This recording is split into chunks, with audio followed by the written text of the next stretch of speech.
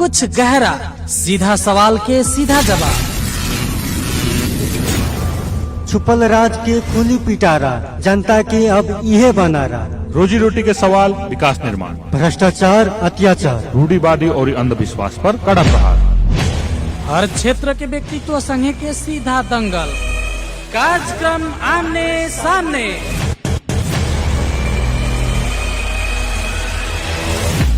साता के 7 दिन सुबह 7:30 बजे से 8 बजे तक। कार्यक्रम आमने सामने। कार्यक्रम आमने सामने।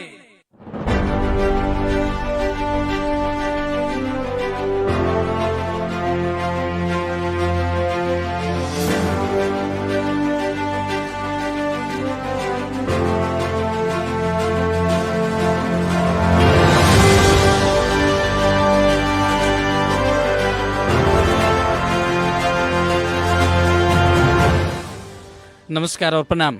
सवेरे सवेरे के मौसम में कार्यक्रम आमने सामने के आज के बदकही में मनोज पटेल हम फिर से उपस्थित हो गए बनी और कहल जाला कि सुबह के किरण दिन के एगो चित्रण बतावेला कि आज के दिन कैसन होके वाला बा।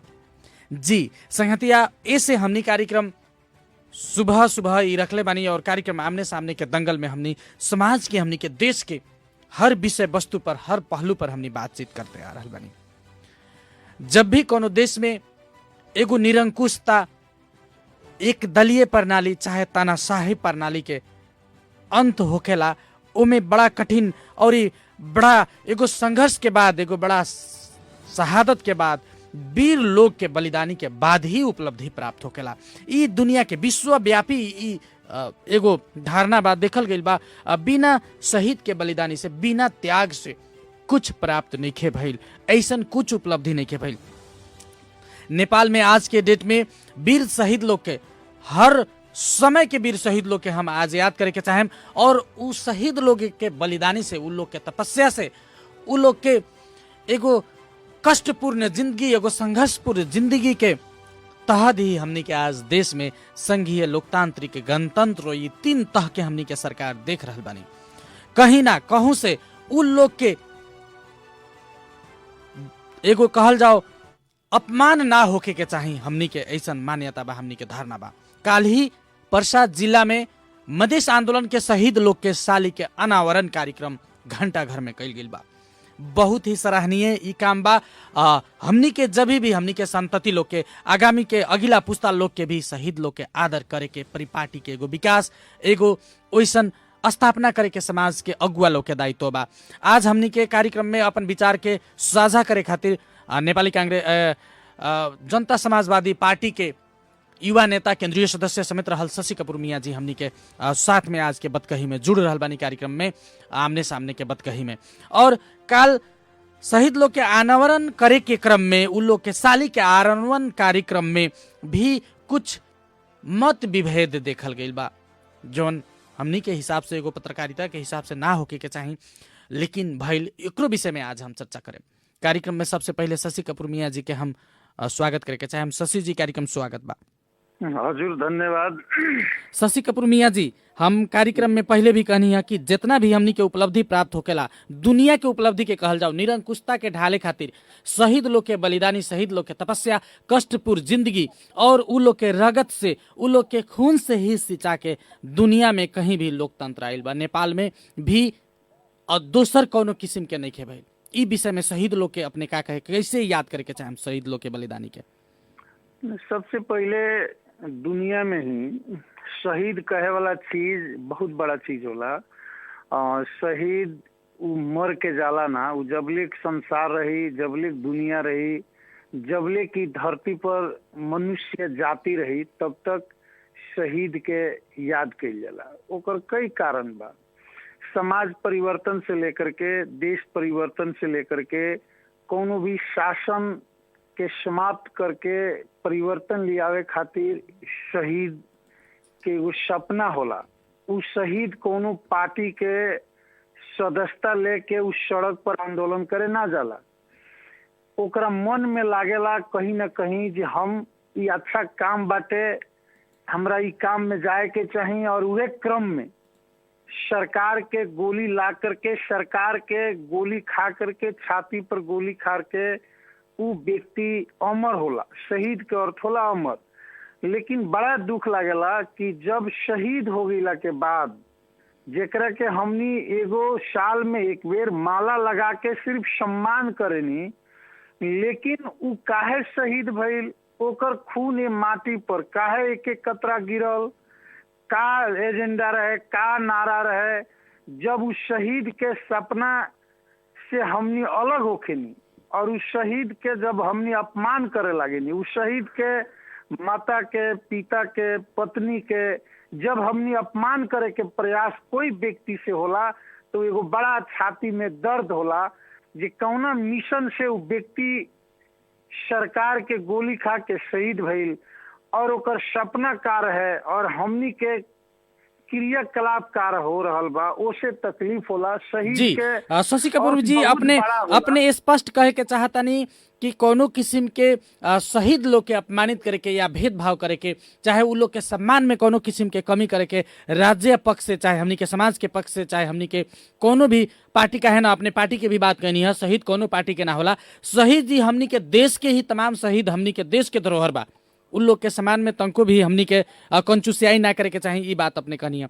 लेकिन कालो अपने फेसबुक स्टेटस में भी लिख ले बानी और काल अपने ही के पार्टी द्वारा जौन मधेश आंदोलन के शहीद लोग के सालिक अनावरण कार्यक्रम रहे, ओमे कार्यक्रम से पहले विरोधो प्रदर्शन भई रहे, ई काहे?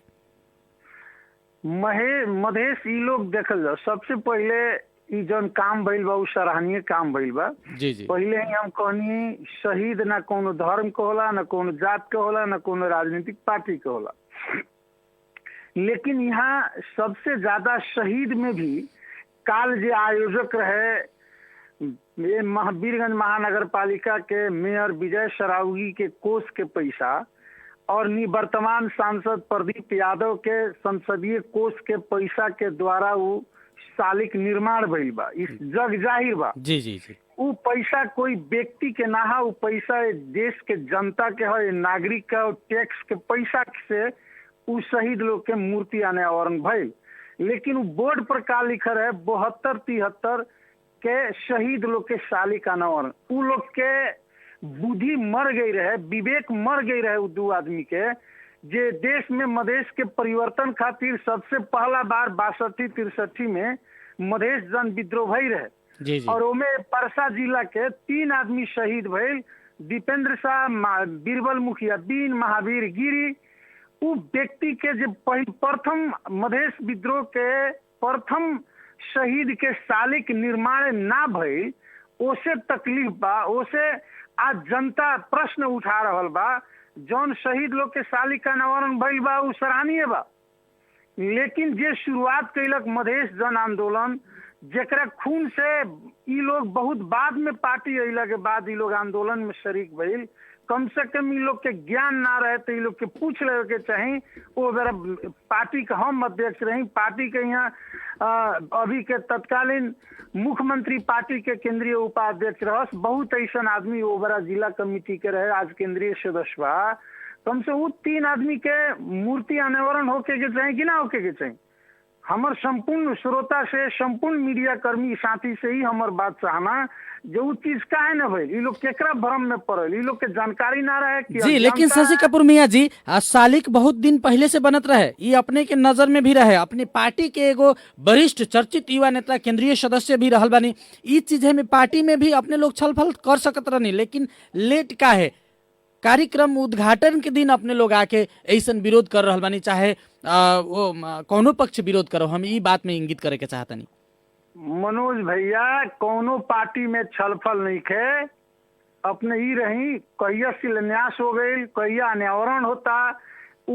अभी प्रदीप माननीय के और विजय सरावगी मेयर, ये 2 आदमी के का बुझा गई जे हमर निजी पैसा है, ये लोग के खेत बेच के ये लोग पैसा लगानी कैले बा, जैसे इन लोग के मन में बा।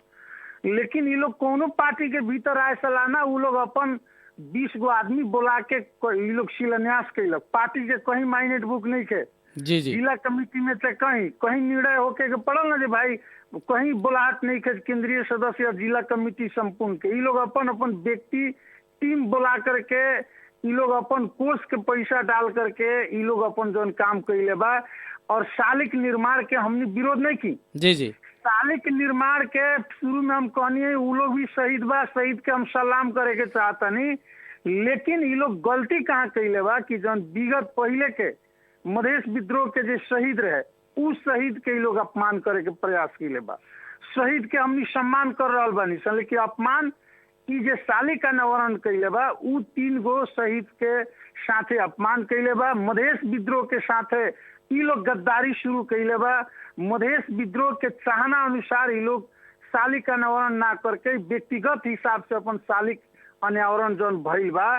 काल भी हम अभी सवेरे सवेरे हम फेसबुक में देखनी दीपेंद्र शाह के जे शहीद पहिल का शहीद श्रीपुर के वाड़ा प्रहरी कार्यालय के अगाड़ी अपने छाती पर गोली खा के शहीद भइल। उनकर मतारी का भी वॉइस आइल बा। रू के वहाँ घंटाघर में काल वो अपन जाहिर जी जी हमनी भी रानी शशि कपूर मियाँ जी उनकर मम्मी वहाँ रोवत रहनी कि हमार बेटा भी छाती में गोली खैले रहे।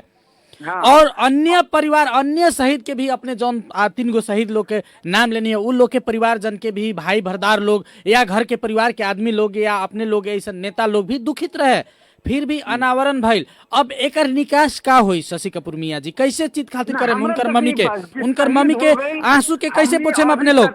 पार्टी के अभी जे अब मेयर साहब से खास करके बीरगंज महानगर पालिका में बजट बा, अभी इमीडिएटली लोग निर्णय करो जे छूटल शहीद के भी वहाँ मूर्ति अनावरण होके के चाहिए।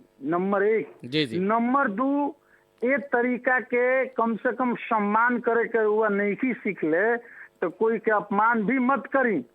राजनीतिक में सम्मान करे के सीखे के चाहिए, खास करके शहीद के तो और सम्मान करे के चाहिए। अभी हम सवेरे 5:30 बजे फेसबुक में देखनी शहीद के मतारी के आँख के आंसू उ केकरा पर गिर रहल बा। उ तो उहे प्रश्न में कर रहल बड़ी जो हमर बेटा के मूर्ति काहे ना लागल। और वहाँ हम देखते हैं 10 गो वॉलंटियर पीछे खड़ा होके उनकरा के अनाप शनाप बोल रहल बा। थोड़ा भी शर्म होके के चाहिए ना जे उ शहीद के खून से आज ये देश में लोकतंत्र बहाली भइल, संघीयता आइल, आज ये लोग सांसद बा, मेयर बा, वार्ड अध्यक्ष बा। उतना भी शर्म नहीं के कि जकरा खून के बल पर जनता यहाँ ले पहुँचैले बा ओकरे उस शहीद के मतारी के हम अपमान कर रहल बानी। ई शर्मनाक बात बा, ई ना होके के चाहिए मनोज भाई। ई बहुत दर्द के बात बा। तो उसे का बा हमारा आग्रह जे उस शहीद लोग के फिर से उहे जगह पर मूर्ति लागे के चाहिए। अगर थोड़ा भी मधेश के प्रति, मधेसी शहीद के प्रति, मधेसी शहीद के माता पिता के प्रति अगर ये लोग सम्मान रखता तो वो अपमान के दूर करे खातिर सचिया करके फिर से वही जगह पर, जगह नहीं के बहुत जगह बा हमनी के बगल में, वहाँ 3 शहीद के कम से कम शालिक का अनावरण करो। जी अब शहीद जैसे शशि जी अब जैसे कि एगो बात एक और बा, लेकिन मधेश आंदोलन मधेश जन विद्रोह के हमने बात जब भी करी और मधेश आंदोलन मधेश जन विद्रोह से मधेश में इतना आमूल परिवर्तन आयल। देश के शासक लोग के ये भी पता चलल, काठमांडू रहे वाला लोग के देश विदेश में भी पता चलल कि यहाँ नेपाल में रंग भेद बा और मधेसी समुदाय के भी जनता उल्लेखनीय रूप में यहाँ बा, ओकर पॉपुलेशन बहुत ही ज्यादा बा। इस चीज सब मुद्दा सब लगायत के मधेश के अन्य आधिकारिक मुद्दा सब जौन बा, जहाँ तक ले समानता के मुद्दा रहे, आरक्षण के मुद्दा सब रहे, ये सब बहुतो सारा उपलब्धि सब हमनी के मधेश आंदोलन के जग पर प्राप्त भइल।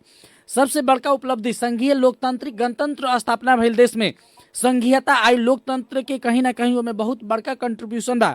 शशि जी प्रदेश 2 में अपने लोग के सरकार बा मधेसी शहीद लोग के बल से, लेकिन मधेसी शहीद लोग के बार बार धुतकारल गइल बा, उ लोग के बेइज्जत करे के प्रयास हो रहल बा। उ लोग के बच्चा के शिक्षा दीक्षा के सही हिसाब से उ लोग के रेख देख होके नहीं के सक रहल, रोजगारी के गारंटी नहीं के हो सक रहल। उ लोग के मतारी के उ लोग के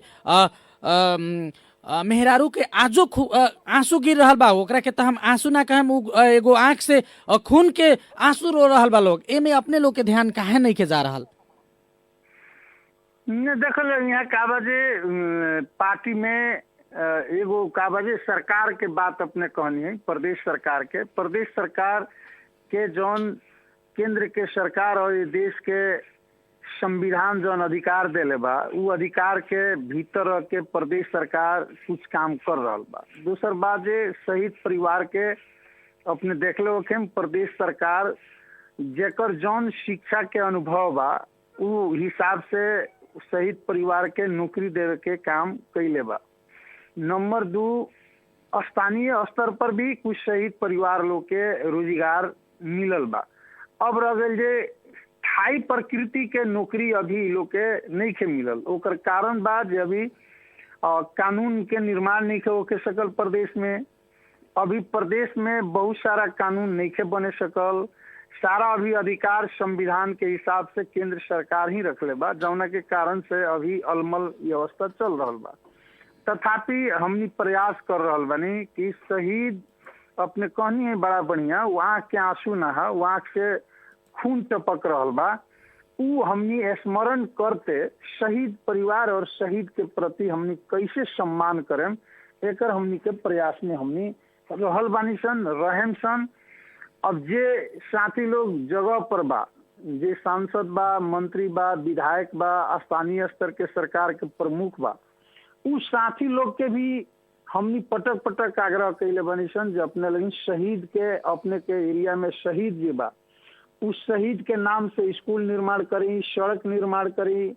इस सारा प्रक्रिया हमनी जे जगह पर बा उ लोग से हमनी आग्रह कर रहा बानी सन।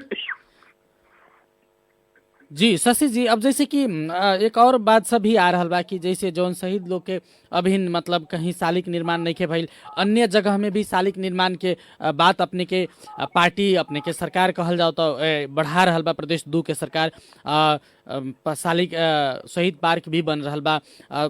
ई मधेसी उद्यान जौन बा वहाँ भी एगो शहीद लोग के बहुत पहले भौतिक पूर्वाधार मंत्रालय के कोष अंतर्गत उद्घाटन भी भई रहे और अन्य भौतिक संरचना सब बनावे के शहीद लोग के सम्मान करे के उहो सब काम अभी ज्यों के त्यों बा आगे नहीं के बढ़े सक रहा। शशि जी देखिए, अगर कारण बा मधेश में राजनीति करे वाला भी 2 विचार के लोग बा।